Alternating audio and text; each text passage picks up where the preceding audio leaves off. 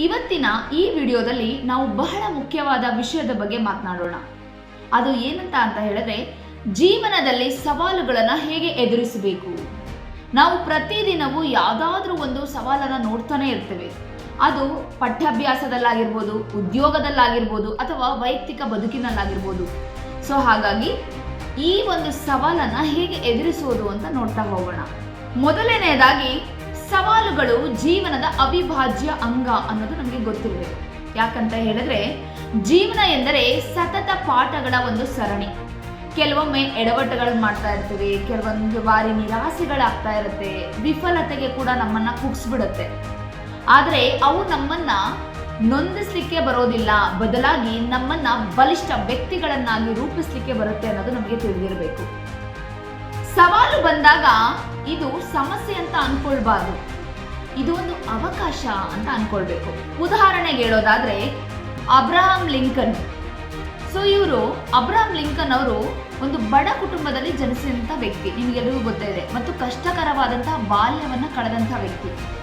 ಅವರು ಸ್ವಂತವಾಗಿ ಓದಲು ಕಲಿತಿದ್ದು, ಜೊತೆಗೆ ವಕೀಲರಾಗಿ ಮತ್ತು ರಾಜಕಾರಣಿಯಾಗಿ ಕೂಡ ಬೆಳೆದಂತಹ ವ್ಯಕ್ತಿ. ಅಬ್ರಹಾಂ ಲಿಂಕನ್ ಅವರು ಅಮೆರಿಕದ 16ನೇ ಅಧ್ಯಕ್ಷರಾಗಿದ್ದು, ಮತ್ತು ಅವರು ದೇಶವನ್ನ ಒಂದುಗೂಡಿಸ್ಲಿಕ್ಕೆ ಮತ್ತು ಗುಲಾಮಗಿರಿಯನ್ನ ಕೊನೆಗಳಿಸಲಿಕ್ಕೆ ಹೋರಾಡಿದಂತಹ ವ್ಯಕ್ತಿ.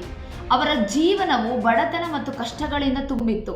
ಆದರೆ ಅವರು ತಮ್ಮ ಶಿಕ್ಷಣ ಮತ್ತು ವೃತ್ತಿಗಳಲ್ಲಿ ಯಶಸ್ಸನ್ನು ಸಾಧಿಸಿದಂತಹ ವ್ಯಕ್ತಿ. ಯಾಕೆಂತಂದ್ರೆ, ಅವರು ಅಂತರ್ಯುದ್ಧದಲ್ಲಿ ಗೆದ್ದು ದೇಶವನ್ನೇ ವಿಭಜನೆಯಿಂದ ಉಳಿಸಿದಂತಹ ವ್ಯಕ್ತಿ. ಹಾಗಾಗಿ ಅಬ್ರಹಾಂ ಲಿಂಕನ್ ಅವರ ಜೀವನ ನೋಡೋದಾದ್ರೆ ಒಂದು ಹೋರಾಟ, ತ್ಯಾಗ ಹಾಗೂ ಗೆಲುವಿನ ಕಥೆಯಾಗಿರುವಂಥದ್ದು. ಸೊ ಇದನ್ನು ನಾವು ಉತ್ತಮ ಉದಾಹರಣೆಯಾಗಿ ನಮ್ಮ ಜೀವನಕ್ಕೂ ಕೂಡ ಅಳವಡಿಸ್ಕೊಳ್ಬಹುದು. ಹಾಗಾದ್ರೆ ಈ ಸವಾಲುಗಳನ್ನ ಎದುರಿಸಲಿಕ್ಕೆ ನಾವು ಏನು ಮಾಡಬೇಕು? ಮೊದಲನೇದಾಗಿ ಧೈರ್ಯ ಮತ್ತು ಆತ್ಮವಿಶ್ವಾಸವನ್ನ ಬೆಳೆಸ್ಕೊಳ್ಬೇಕು. ಆತ್ಮವಿಶ್ವಾಸವೇ ನಮ್ಮನ್ನ ಮುಂದಕ್ಕೆ ಒಯ್ಯುವಂತಹ ಒಂದು ಮೊದಲ ಹೆಜ್ಜೆ ಅಂತ ಹೇಳ್ಬೋದು. ಎರಡನೇದು ಹೇಳೋದಾದ್ರೆ, ಸಕಾರಾತ್ಮಕ ಚಿಂತನೆ ಅನ್ನೋದು ತುಂಬಾ ಮುಖ್ಯ. ಯಾಕಂತ ಹೇಳಿದ್ರೆ, ಯಾವುದೇ ಸಮಸ್ಯೆಯಲ್ಲೂ ಕೂಡ ಒಂದು ಪಾಠ ನಮಗೆ ಇದ್ದೇ ಇರುತ್ತದೆ. ಅದನ್ನ ನಾವು ಹುಡುಕಿಕೊಂಡು ಆ ಪಾಠವನ್ನ ಕಲಿತ್ಕೊಂಡು ಸಕಾರಾತ್ಮಕ ಯೋಚನೆಯಿಂದ ಆ ಸವಾಲನ್ನು ನಾವು ಎದುರಿಸಬಹುದು. ಮೂರನೇದು, ಕಠಿಣ ಪರಿಶ್ರಮ ತುಂಬಾ ಮುಖ್ಯ. ಸವಾಲುಗಳು ಬಂತು ಅಂತ ನಮ್ಮ ಪ್ರಯತ್ನವನ್ನ ಯಾವುದೇ ಕಾರಣಕ್ಕೂ ನಿಲ್ಲಿಸಬಾರ್ದು. ಉತ್ತಮ ಸ್ನೇಹಿತರು ಬಹಳ ಇಂಪಾರ್ಟೆಂಟ್, ಜೊತೆಗೆ ಮಾರ್ಗದರ್ಶಕರು ಕೂಡ ಬಹಳ ಇಂಪಾರ್ಟೆಂಟ್. ಕುಟುಂಬದ ಬೆಂಬಲ ಅತ್ಯವಶ್ಯಕ, ಅದರಿಂದ ಶಕ್ತಿಯನ್ನ ಪಡಿಬಹುದು. ಒಳ್ಳೆ ಸ್ನೇಹಿತರು, ಒಳ್ಳೆ ಗೈಡೆನ್ಸ್ ಹಾಗೂ ಒಳ್ಳೆ ಒಂದು ಫ್ಯಾಮಿಲಿ ಇದ್ದಾಗ ಎಂಥದ್ದೇ ಸವಾಲು ಬಂದರೂ ಕೂಡ ನಾವು ಎದುರಿಸಬಹುದು. ಐದನೇದು ಹೇಳೋದಾದ್ರೆ, ಒಂದು ಆತ್ಮಚಿಂತನೆ ಇರಬೇಕು. ಆತ್ಮಚಿಂತನೆಯ ಮೂಲಕ ನಾವು ನಮ್ಮ ತಪ್ಪುಗಳನ್ನು ಗುರುತಿಸಿಕೊಂಡು ತದನಂತರ ಮುಂದಿನ ಪಾಠಗಳಿಗೆ ನಾವು ತಯಾರಾಗಬೇಕಾಗುತ್ತೆ. ಇವತ್ತಿನ ದಿನಗಳಲ್ಲಿ ತಂತ್ರಜ್ಞಾನ, ಸ್ಪರ್ಧೆ, ನಿರಂತರ ಬದಲಾವಣೆ ಇವೆಲ್ಲವೂ ಕೂಡ ನಮ್ಮ ಮುಂದೆ ಹೊಸ ಸವಾಲುಗಳನ್ನು ತಂದಿಡ್ತಾ ಇದೆ. ಆದರೆ ಇವೆರಡರನ್ನೂ ನಾವು ಅನುಕೂಲವಾಗಿ ಬಳಸಿದ್ರೆ ಅದು ನಮಗೆ ಶಕ್ತಿಯಾಗಿ ನಿಲ್ಲುತ್ತೆ. ಇಡೀ ಜೀವನ ಒಂದು ಪಯಣ ಇದ್ದಾಗೆ. ಈ ಪಯಣದಲ್ಲಿ ಸವಾಲುಗಳು ಬಂದರೆ ನಾವು ಯೋಧರಂತೆ ಮುಂದೆ ಸಾಗಬೇಕು. ಪ್ರತಿಯೊಂದು ವಿಫಲತೆ ಒಂದು ಪಾಠ ಅಂತ ಅಂದುಕೊಂಡು, ಪ್ರತಿಯೊಂದು ಪಾಠ ಒಂದು ಹೊಸ ಯಶಸ್ಸಿಗೆ ದಾರಿ ಅಂತ ಅಂದ್ಕೊಂಡಾಗ ಪ್ರತಿಯೊಂದು ಸವಾಲುಗಳನ್ನು ನಾವು ಎದುರಿಸಿ ಯಶಸ್ಸನ್ನ ಗೆಲ್ಲಬಹುದು. ನಾವು ಸವಾಲುಗಳನ್ನ ಪ್ರತಿ ದಿನವೂ ಒಂದಲ್ಲ ಒಂದು ರೀತಿಯಾಗಿ ಎದುರಿಸ್ತಾನೆ ಇರ್ತೀವಿ. ಜೀವನವೂ ಕೂಡ ಹಾಗೆ. ಆದರೆ ಒಂದು ವಿಷಯ ನಮಗೆ ಗೊತ್ತಿರಬೇಕು, ಸವಾಲುಗಳು ನಮ್ಮ ಶತ್ರುಗಳು ಅಂತ ಅಂದ್ಕೊಳ್ಳೇಬಾರ್ದು. ಅವು ನಮ್ಮನ್ನ ಮತ್ತಷ್ಟು ಶಕ್ತಿಶಾಲಿಯಾಗಿ, ಬಲಶಾಲಿಯಾಗಿ ತರುವಂಥ ಒಂದು ಅವಕಾಶಗಳು ಅಂದ್ಕೊಂಡಾಗ ಎಲ್ಲ ಸವಾಲುಗಳನ್ನು ಎದುರಿಸಬಹುದು. ಮತ್ತೊಂದು ಉದಾಹರಣೆ ಕೊಡೋದಾದ್ರೆ, ಒಂದು ದೊಡ್ಡ ಮರ ಇದೆ ಅಂತ ಅನ್ಕೊಳ್ಳಿ. ಅದು ಚೆನ್ನಾಗಿ ಬೆಳೆದಿದೆ. ಸ್ವಲ್ಪ ತುಂಬ ಜೋರಾಗಿ ಗಾಳಿ ಬೀಸ್ತಾ ಇದೆ ಅಂತ ಹೇಳಿದ್ರೆ ಆ ಮರ ಉರುಳಿ ಬೀಳಬಹುದು. ಆದರೆ ಅದರ ಬೇರುಗಳು ಮಾತ್ರ ತುಂಬ ಸ್ಟ್ರಾಂಗ್ ಆಗಿರುತ್ತೆ. ಯಾಕಂತ ಹೇಳಿದ್ರೆ ಆಳವಾಗಿ ಬೇರುಗಳು ಬೆಳೆದಿರುತ್ತೆ. ಹಾಗಾಗಿ ಆ ಒಂದು ಟ್ರೀ ಟ್ರಂಕ್ ಬಿದ್ದರೂ ಕೂಡ ಅದೇ ಸೇಮ್ ಮರ, ಇದ್ದಿದ್ದಂತಹ ಮರ ಆ ಬೇರಿಂದ ಹೊಸ ಮರವಾಗಿ ಉದ್ಭವವಾಗುತ್ತೆ. ಸೊ ಹಾಗೆ ನಮ್ಮ ಬದುಕಿನಲ್ಲೂ ಸವಾಲುಗಳು ಬಂದಾಗ ನಾವು ಬಲಹೀನರಾಗೋಕೆ ಬದಲು ಬೇರೆಯ ರೂಟೆಡ್, ಹೇಗೆ ರೂಟ್ಸ್ ಸ್ಟ್ರಾಂಗ್ ಆಗಿರುತ್ತೋ ಹಾಗೆ ನಾವು ಕೂಡ ಸ್ಟ್ರಾಂಗ್ ಆಗಿರಬೇಕಾಗುತ್ತೆ. ಮತ್ತೊಂದು ಉದಾಹರಣೆ ಕೊಡೋದಾದ್ರೆ, ಥಾಮಸ್ ಆಲ್ವಾ ಎಡಿಸನ್. ನಿಮ್ಗೆಲ್ರಿಗೂ ಕೂಡ ಗೊತ್ತೇ ಇದೆ. 10,000 ಬಾರಿ ಲೈಟ್ ಬಲ್ಬ್ ಅನ್ನ ತಯಾರು ಮಾಡಲಿಕ್ಕೆ ಫೇಲ್ ಆದಂತಹ ವ್ಯಕ್ತಿ. ಅವರು ಕೊನೆಗೆ ಯಶಸ್ವಿ ಆದ್ರು. ಯಾಕಂತ ಹೇಳಿದ್ರೆ ಅವರು ಪ್ರತಿ ಫೇಲ್ಯೂರ್ನಲ್ಲೂ ಕೂಡ ಒಂದು ಪಾಠವನ್ನ ಕಲಿತಂತಹ ವ್ಯಕ್ತಿ. ಸೊ ಅವರು ಕೊನೆಯದಾಗಿ ಒಂದು ಮಾತನ್ನ ಹೇಳ್ತಾರೆ, 10,000 ಬಾರಿ ನಾನು ಎಷ್ಟೇ ಪ್ರಯತ್ನ ಮಾಡಿದ್ರು ಕೂಡ ಅದರಿಂದ ಒಂದು ಪಾಠವನ್ನ ಕಲಿತಿದ್ದೇನೆ ಅಂತ ಹೇಳಿ. ಹಾಗೆ ಸವಾಲುಗಳು ಕೂಡ ನಮಗೆ ಪ್ರಯತ್ನವನ್ನ ಸರಿ ಮಾಡ್ಕೊಳ್ಳಿಕ್ಕೆ ಅಥವಾ ಅವಕಾಶವನ್ನ ಹೊಸದಾಗಿ ತರಲಿಕ್ಕೆ ಬರುವಂತಹ ಒಂದು ಶಕ್ತಿ. ಮೇಜರ್ ಆಗಿ ಸವಾಲನ್ನ ಹೇಗೆ ಎದುರಿಸೋದು ಅಂತ ಹೇಳಿದ್ರೆ, ಮೊದಲನೇದಾಗಿ ಭಯವನ್ನ ಎದುರಿಸಬೇಕು.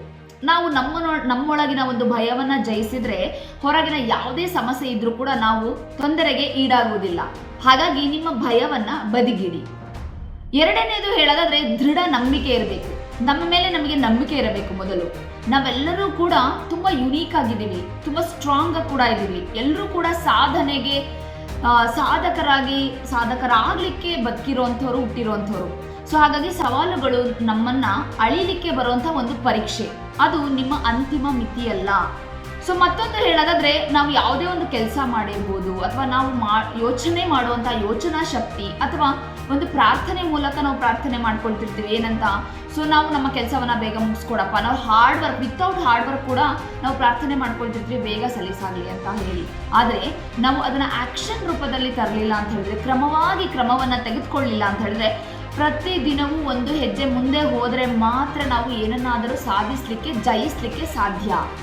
ಸೊ ಒಂದು ಹಕ್ಕಿ ಇದೆ ಅನ್ಕೊಳ್ಳಿ, ಒಂದು ಬರ್ಡ್ ಇದೆ, ಅದು ಎತ್ತರಕ್ಕೆ ಹಾರುತ್ತೆ. ಯಾಕೆ ಅಂತ ಹೇಳಿದ್ರೆ, ತನ್ನ ರೆಕ್ಕೆಗಳಲ್ಲಿ ಮಾತ್ರವಲ್ಲ, ತನ್ನ ನಂಬಿಕೆಯಿಂದ ಕೂಡ ಅದು ಹಾರುತ್ತೆ. ಹಾಗೆ ನೀವು ನಿಮ್ಮ ಕನಸುಗಳಿಗೆ ನೀವು ಕೆಲಸ ಮಾಡಿದ್ರೆ, ಸವಾಲುಗಳನ್ನ ಎಷ್ಟು ಬಲಿಷ್ಠವಾಗಿ ನೀವು ಅಂತಿಮವಾಗಿ ಅದನ್ನ ಎದುರಿಸ್ತೀರೋ ನೀವು ಗೆಲ್ಲುತ್ತೀರಾ. ತುಂಬಾ ಬ್ರೀಫ್ ಆಗಿ, ಸಿಂಪಲ್ ಆಗಿ ಹೇಳೋದಾದ್ರೆ, ಸವಾಲುಗಳು ನಮ್ಮ ಶಕ್ತಿಯನ್ನ ಹೊರತರುವಂತ ಒಂದು ಅವಕಾಶ. ಭಯದಿಂದ ಹೊರ ಬನ್ನಿ, ನಂಬಿಕೆಯಿಂದ ಮುಂದೆ ಹೋಗಿ. ನೀವು ಯಾವಾಗಲೂ ನಿಮ್ಮ ಮನಸ್ಸಿನಲ್ಲಿ ಅಂದ್ಕೊಳ್ಬೇಕಾಗಿರುವಂತಹ ವಿಷಯ ಬಂದು, ನಾನು ತುಂಬಾ ಸ್ಟ್ರಾಂಗ್, ನಾನು ತುಂಬಾ ಶಕ್ತಿಶಾಲಿ, ನಾನು ಎಂಥದ್ದೇ ಸವಾಲುಗಳು ಬಂದರೂ ಕೂಡ ನಾನು ಅದನ್ನ ಗೆದ್ದು ಬರ್ತೇನೆ ಅನ್ನೋ ಆತ್ಮವಿಶ್ವಾಸ ಬಹಳ ಮುಖ್ಯ. ಕೊನೆಯದಾಗಿ, ಇಡೀ ಜೀವನ ಒಂದು ಪಯಣ ಇದ್ದ ಹಾಗೆ. ಈ ಪಯಣದಲ್ಲಿ ಸವಾಲುಗಳು ಬಂದರೆ ನಾವು ಯೋಧರಂತೆ ಮುಂದೆ ಸಾಗಬೇಕು. ಪ್ರತಿಯೊಂದು ವಿಫಲತೆಯು ಕೂಡ ಒಂದು ಪಾಠ ಅಂತ ಅಂದುಕೊಂಡು, ಪ್ರತಿಯೊಂದು ಪಾಠ ಒಂದು ಹೊಸ ಯಶಸ್ವಿಗೆ ದಾರಿ ಅಂತ ಅಂದ್ಕೊಂಡಾಗ, ಆಗ ಸವಾಲುಗಳನ್ನು ಎದುರಿಸಿ ನಾವು ನಮ್ಮ ಗುರಿಯನ್ನ ತಲುಪಲಿಕ್ಕೆ ಸಾಧ್ಯ. ಈ ವಿಡಿಯೋ ನಿಮಗೆ ಇಷ್ಟವಾಗಿದ್ದರೆ, ನೀವು ಇದನ್ನು ನೋಡಿ ಪ್ರೇರಣೆಯಾಗಿದ್ದರೆ ಲೈಕ್ ಮಾಡಿ, ಶೇರ್ ಮಾಡಿ ಹಾಗೂ ಕಮೆಂಟ್ ಮಾಡಿ. ನಮ್ಮ ಚಾನೆಲ್ನ ಇನ್ನೂ ಯಾರೆಲ್ಲ ಸಬ್ಸ್ಕ್ರೈಬ್ ಮಾಡಿಲ್ಲ ದಯವಿಟ್ಟು ಸಬ್ಸ್ಕ್ರೈಬ್ ಮಾಡಿಕೊಳ್ಳಿ. ಮುಂದಿನ ವಿಡಿಯೋದಲ್ಲಿ ಮತ್ತಷ್ಟು ಪ್ರೇರಣಾದಾಯಕ ವಿಷಯಗಳೊಂದಿಗೆ ನಾನು ನಿಮ್ಮ ಮುಂದೆ ಬರ್ತೇನೆ. ಮನದ ಧ್ವನಿ ಕೇವಲ ಧ್ವನಿಯಲ್ಲ, ಅದು ನಿಮ್ಮ ಮನದ ಮಾತು. ಧನ್ಯವಾದಗಳು.